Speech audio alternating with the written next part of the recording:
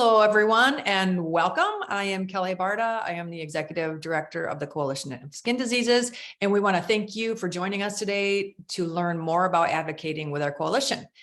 Today, we're going to be discussing how to contact the offices of your legislators in Washington. And with us is CSD's Washington representative, Philip Goglas Jr., to walk us through that process in a very step-by-step way. So thanks for joining us, Philip. Let's get started. Thanks, Kelly. Pleasure to be here. So how can advocates locate their senators or representatives if they're not familiar with them? Sure. So the best way to do this is friendly reminder, each state has 2 U.S. senators. So it doesn't matter if you live in Florida, Maine, Delaware, North Dakota, South Dakota, Hawaii, Alaska, California, you have 2 U.S. senators.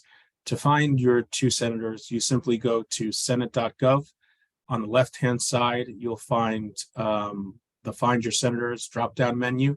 You're going to click on that, and then you're going to go to the state that you live in. If you live in Florida, for example, you'll click on Florida.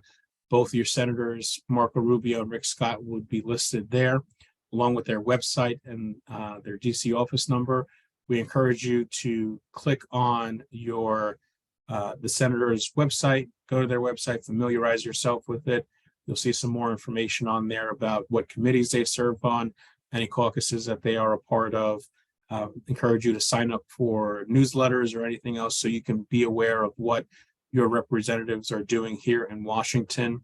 And then for the contacting page, you can go and you'll see the office locations with phone numbers. We encourage you to familiarize yourself with them as you get to that webpage. Great. So what is the best way for advocates to contact their senator, especially for the first time? So the best way to do it is always to start locally.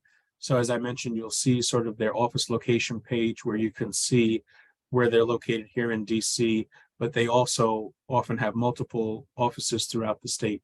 So find that, office that is closest to you. If you live on Long Island, for example, in New York, and you're looking at Senator Gillibrand or Senator Schumer's website, you would look for that Melville office, which is on Long Island, instead of reaching out to the Buffalo office, which is on the complete opposite side of the state. So what you would want to do is go in and find the office that's closest to you, give them a call, and ask to connect with a staffer, and specifically their health staffer, get some information from them, and then you can begin to develop that relationship with that Senate staffer in that local office, who will then connect you with the DC office and be able to follow up on your request. So a really quick question for people who have never done this before. Can you explain what a staffer is? Sure. So each senator and each House member have staff members that work for them. Many of these staffers have particular areas of interest in a portfolio that they work on. So you might have a staffer that works on health issues, immigration issues, environmental issues in their portfolio, or you'll have somebody who just focuses on healthcare. We want to work with those health staffers because they are truly experts and are familiar with everything that we're talking about. These staffers, don't be surprised if they seem very young to you.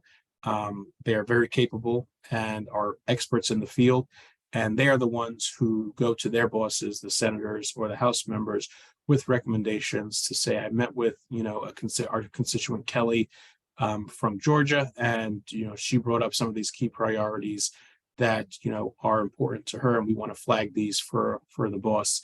So the staffers are the ones who are the best contact to have and developing that relationship with them, because they're the ones who move things throughout the office and elevate them up their chain.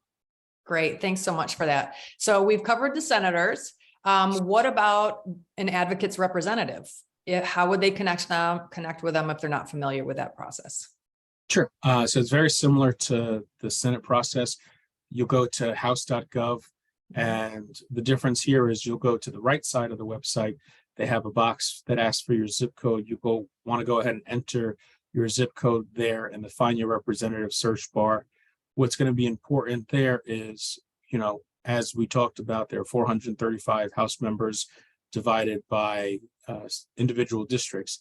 You may live in a town or a city that is split in between two congressional districts.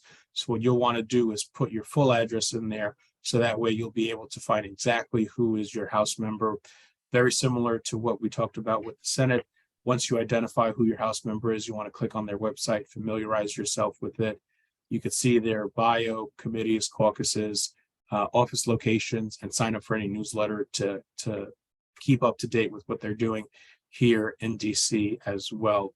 Very similar again to what we talked about on the Senate side. You'll want to find that office that is located closest to you.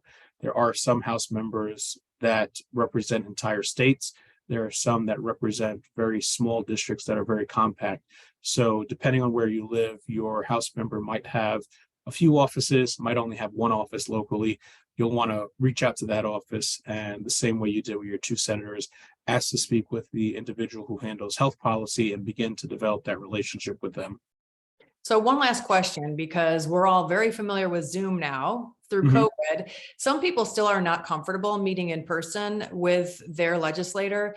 Do offices offer the ability to meet on Zoom? Yeah, what we have seen and what the new normal is, or however you want to view sort of where we are in this post-COVID world, a lot of staffers do host virtual discussions and virtual meetings. So you will have that opportunity to engage with them in the most comfortable way for you, whether it be, via a phone call or a Zoom meeting. It doesn't necessarily have to be in person.